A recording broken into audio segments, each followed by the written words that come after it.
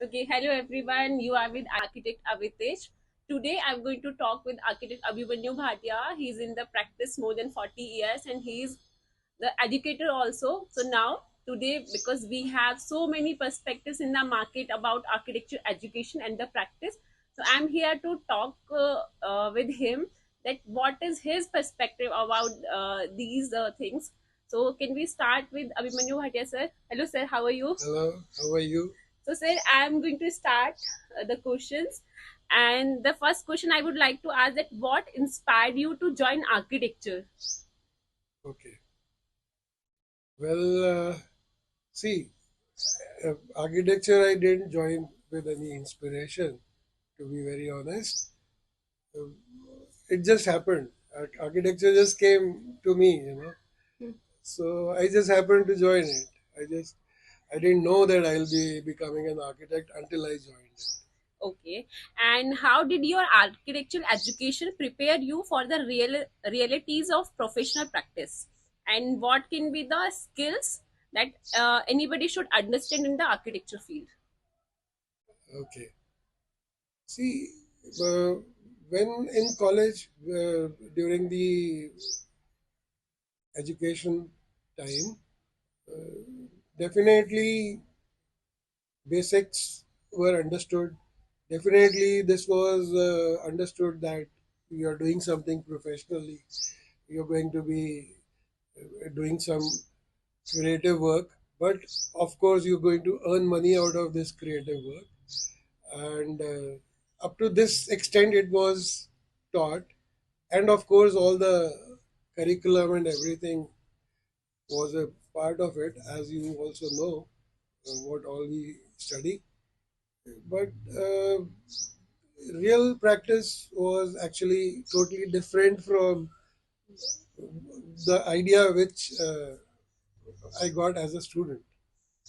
Real practice was way different because there were many things which I now feel could have been incorporated during the course of my education, and I wouldn't have taken so much time to understand those things, while practicing. So, sir, as you said that we have to earn money, but so many people are in the field. They are saying that we do not have money in the architecture field. No, To no, no, that's a wrong notion. There is a lot of money in architecture. Architecture is full of money. okay, and what you will want to say to the students who are going to join the architecture? See, if you have got a knack of it, if you are passionate, if you are imaginative, if you can think, and if you can, like, just what to say, like, if you can, I mean, to be an architect, you have to. It's a package. It's not just earning money. I mean, you have to get satisfaction out of what you do. You have to be happily doing what you want to get satisfaction out of. You see, money is secondary. Money will come. Fame will come. It's not like craving for fame or money. It's like craving for creating something, actually. Absolutely right. And sir, talking about the architecture curriculum. So for your time, it's been 40 years, more than 40 years, and now today.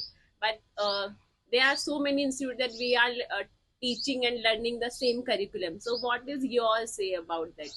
Do we have to change it? Lots of changes are required. The curriculum is going on since our time when we were studying. We were studying the same things what we are teaching the children today. We need a lot of change, drastic change. We first of all we need all the students to be well versed in the software running. Every day there's a new software. You know, I mean, the way children are doing a basic software of AutoCAD, 2D software AutoCAD, that is also not very enjoyable. It's not the way it should be. You should be proficient in your softwares. It's not that you should be a draftsman, you should learn drafting. You should learn creating. So for creating, there are softwares like Revit. People in college, they should start learning Revit. They should start, you know, creating components, not with SketchUp only. You know, today we are in such a high tech computer world. Today there is so much of advent of new technology that I think we are still not upgrading our skills up to the mark, up to the standard of where it should be. You know. Yes. So also, sir, we have two communities for our architecture, like COA, which is a council, and the IIA, Indian Institute of Architects. And it's been more than 100 years that we founded it. And now, what do you think? What is the support that IIA can do for the architects and the students? Well, IIA is definitely active. It has been playing a good role in nurturing this profession, and IA is definitely very active in reaching out to architects, bringing them together at one platform. Of course, IA also is helping architects in finding solutions while practicing. You know, if they are getting stuck up somewhere. Still, I feel the role of IIA is limited to a certain thing. It can be expanded. It can reach more areas, arenas. For example, IIA should be hosting a lot of competitions for architecture students. Small competitions, making wall artifacts, making features, not only designing buildings. IA can come up with, okay, make a wall design, and you can award the best designer. I mean, these kind of creative things, these kind of activities, IA can involve students into, so that there has to be more interaction with the at the student level. At the professional level, of course, IIA is having a good interaction. Like if we know our fraternity well, if we know each other, it is just the effort of IIA that it is uniting us from time to time. Hosting programs and making us aware of new materials in the field by having some presentations by the sponsors. That's a good activity. That's not a bad activity altogether, and in fact that helps all of us to interact with each other from time and all. And of course, this should be it should be inclusive for the school children also. We should invite people from the institutes, the students from the institutes, to interact with the professional fraternity when we all have meetings together with working professionals, so that they can understand how we as people working in the field, they are actually future. They will also come and join the field someday, so they will get an idea.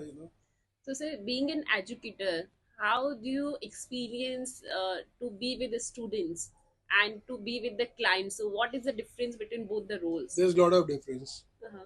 With the clients, you have got a lot of limitations. With the students, you are limitless. You Okay. see, your imagination has got no limit. It's infinite. You can say whatever you imagine. You can just go into any dimension and you can explain things to the student. But when you are dealing with the client, there are restrictions of bylaws, there are legal restrictions, there are bindings, there is an agreement, there's a client and a professional protocol you have to follow. A lot of things are there which keep you, which restrains you from opening up to that extent. So that is the difference. I feel, I mean, this role as a client to architect role might be earning me my bread and butter, but the satisfaction I get by being an educator, where I can throw full potential of mine to, I can express myself fully. So, you are trying to say that we have money in the architecture field, we have creativity, and we have Yeah. also market, right? We have a market. We have to follow certain norms, social norms. We have to follow certain bylaws. There are restrictions. Of course, there are restrictions. If today there's a plot and I have to construct a house, I have to listen to the requirement of my client. But when we give the same assignment to a student, he doesn't have to listen to anybody, except his creative mind. He can do anything. He can make a building upside down if that is feasible. But law will not allow me to make a building upside down. The bylaws will say, how can you make a building upside down? Okay, so I'm so happy to talk with you that you cleared the myth that we do not have money in the architecture, we do not have the No, future in architecture, that's because wrong. there are so many parents who are talking about architecture field, and they are saying that we do not have market for our kids, so we can't go them to the architecture. Like we are not. See, market is not there for anybody. Market is, we have to create the market. You always create the brand image. You have always create the market for your brand. The market is not there. You just go into an empty mall and you set up a shop there and then you sell your product. You create your own market, you create your own brand value, and you create your own image. How can you say there's a market? There is no market for architecture. There are projects lying over there. You just pick up this project, that project, and you handle that project. It's not that. It's not that for anything. You know, you have to create that market. You have to create that niche for yourself. And architecture is not. We are just talking about buildings. Architecture has got a very vast field. It's not a small field. It's a very vast field. We just limit ourselves to a building designer. Building anybody can design. If people, non-architects in our country, non-architects boast that we didn't hire an architect. I designed my building. The client says, I designed my building. His wife says, I designed my kitchen. You Absolutely. know, we just needed architect for a stamp. We just needed because he can get our plans approved. So there should be some awareness about the No, field. you tell them you get your plans approved yourself, man. Why you need architect for approval of your plans? Architect is not a stamp. Yeah. An architect can give you the detail, intricacy in that detail. He can go to the finer spots. He can go to the subtler places of your, of the design of your house. He can foresee each and every problem that may come at a future stage, which you would have overlooked as a normal layman client. you know and today you will not value it. So who's going to create that value? Us. Us as architects. Yes. We have to prove Yes. that this was what was missing in a house designed by a non-architect or a contractor or a so-called developer who is not qualified enough to handle this job. We just needed architect for a stamp. We just needed because he can get our plans approved. So there should be some awareness about the No, field. you tell them you get your plans approved yourself, man. Why you need architect for approval of your plans? Architect is not a stamp. Yeah. An architect can give you the detail, intricacy in that detail. He can go to the finer spots. He can go to the subtler places of your, of the design of your house. He can foresee each and every problem that may come at a future stage, which you would have overlooked as a normal layman client. You know, and today you will not value it. So who's going to create that value? Us. Us as architects. Yes. We have to prove Yes. that this was what was missing in a house designed by a non-architect or a contractor or a so-called developer who is not qualified enough to handle this job. The only irony is that our job is being handled by so many so-called self-styled, designers. Yes. That is the biggest irony. There is no law for this. There's a law for medical practice. There's a law for law practice. There's a law for everybody professional is got a law that without this you cannot do this. For us, we just cannot display our board more than certain size. A developer can write big words, big letters of architect, interior designer. He doesn't even know how to speak architect. He calls himself architect. Yeah. He calls himself interior, furnisher. He doesn't call himself interior designer. And then he says, I design interior, I design architecture, I am developing. So that is the flaw in the system. Yes, of course. We cannot help this, Mm. but we can create our own niche Yeah, in this system. absolutely. We can create our own value. We can create our own brand image. Mm. You know, we can always say no to only stamping. Uh-huh. We should not stamp anything until unless we don't design it. Yes, absolutely. See, and once we get a project to do, assignment to do, we should give our whole heart. We should give everything we have into it. Mhm. So then that thing becomes a brand. Absolutely true.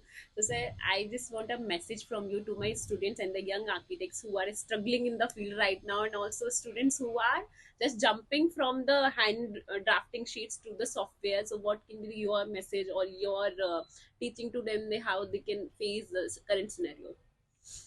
See, basically, my message would be that, I mean, awareness and capability of handling all softwares, that is a good skill that should be known to all. Mhm.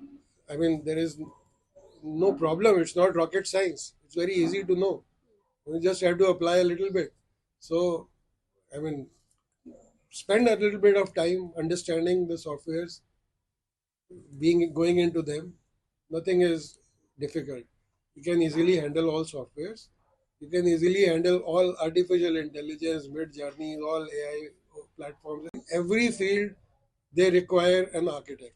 It's Yes. the architect is not required only in a builder's office. Mm-hmm. The architect is required in a water works office also. The architect is required in the electrical department also. The architect, if you are talking about government departments or if you are talking about any kind of public utility departments or anywhere, the architect is required everywhere. The planning is required everywhere. All right. The project management skills which an architect is jack of all trades. You can develop all skills being an architect, right? An engineer cannot become an architect. An architect can become an engineer. That is the difference between an engineer and an architect. An engineer will remain an engineer only. His thoughts will be engineering thoughts. An architecture will make engineering out of an art. See, that is the difference here. We are so, I mean, we are so blessed being an architect. I think that is the best thing. If God has done to us or Almighty has given us in our platter, go be an architect. Create things, new things. You today in today's world, we can create new innovative things all together every day. Everything can be new. There is no copy. There is no paste. Everything is got individual, universal, unique identity. You see, Yes, yes. such a good field. Uh, And not only this, when you are an architect, you are not only an architect. mhm. You are an architect, you are a liaison officer, you are an arbitrator, you are a valuer, right? You are an auditor, you are a project manager, right? Absolutely. I can give you these are six counts. I can give you six more. Mhm. There are so many. Yes. I mean, I handle at least, not apart from buildings, I handle at least seven or eight different things being an architect in my profession, professionally. Okay, sir. So, how do you say there is no money? Thank you so much, sir, to talking with us. And here you just listen to Abhimanyu Bhatia, sir, and you can get the idea that we have everything in the market and we should join the architecture. Thank you so much to Thank you so much for having me.